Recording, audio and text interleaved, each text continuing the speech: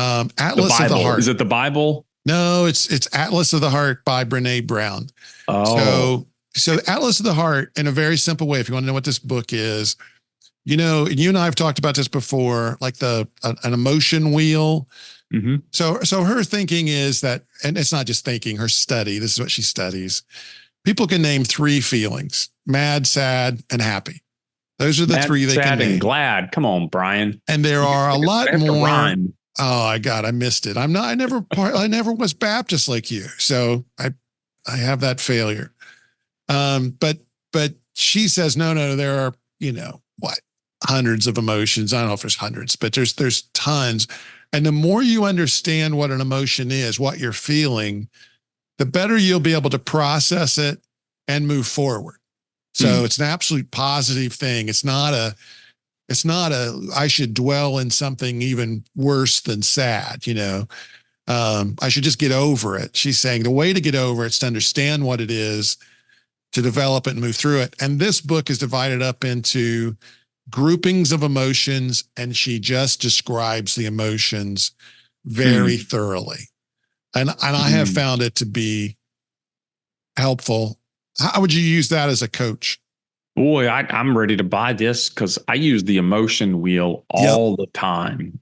I just used it last week with a client where, she was struggling. She's just mean to people.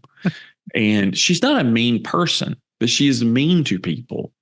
And she gets frustrated. And when I ask her, well, what's the emotion when, this employee does X or Y, or this vendor does, A or B, and she just didn't have language to describe it. She's just like, well, it ticks me off, of course. Yeah. Or but what about it? And so just kind of helping clients get a richer understanding of their emotional landscape so that they can respond appropriately.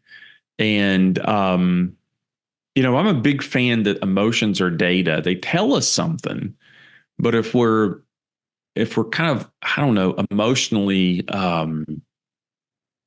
vague, then, our only sort of response is lash out or hide, or we go to these very blunt instrument responses based on the emotions. And I think a more nuanced emotional understanding can give us a more nuanced response, a more nuanced menu of responses. And just to be able to do the work of looking inward and saying, oh, okay, wait a minute, I'm not really frustrated. I'm annoyed. What about that? Why am I annoyed? Oh, things aren't going the way I think they should go. Okay, let me unpack that a little, just that investigation. Yeah. Versus I'm offended.